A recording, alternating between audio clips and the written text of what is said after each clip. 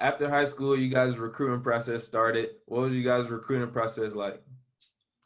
Out of high school, to be honest, I didn't have any coaches or schools like talking to me.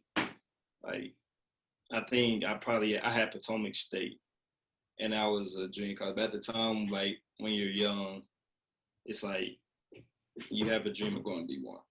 So it was like if I don't hear D1, it's like I don't want to go. But other than that, I had zero schools contact me after my senior year, other than the junior college. For me, I had an offer of West Virginia Tech. It was right down the street from the house, like literally like 2 minutes.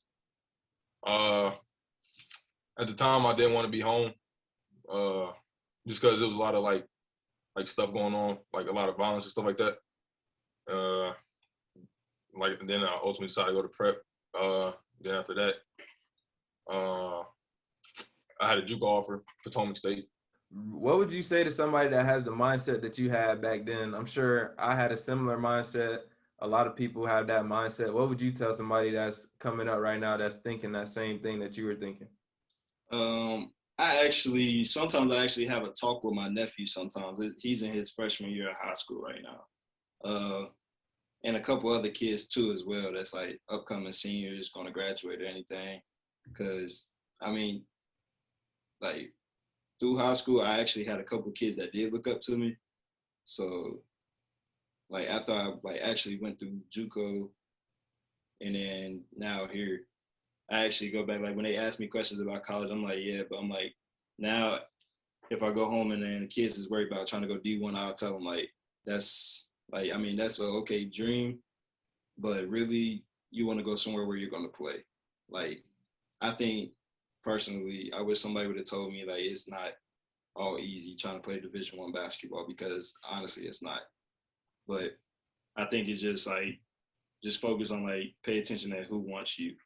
And like if that team really like fits with you, like Division II, Division III, NAIA, junior college, like it's gonna like be great for you. You gotta think about it. Like if you're not that good, like if you're not a top recruit going D1, it's either you go there, ride the bench, and like just watch other people play in the whole year, or either you can go to like a Division II or any school that you know that you can play and turn out to be like player of the year in your conference, or like first team and everything else.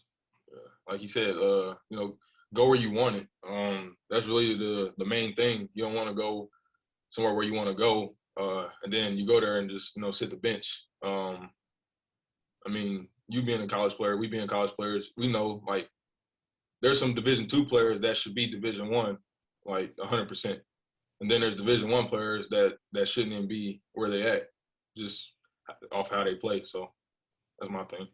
Definitely. I think that's something major. I had to ask that because I feel like that's something all of us had thought before, and it's really not as easy as we thought back then to play Division I basketball, even to play D2 basketball. Like, it's good players everywhere, like you said, but the most important thing is definitely being able to show that you're a good player. Nobody will ever know if you're a good player if you're not touching the court. So I think that's definitely major for sure.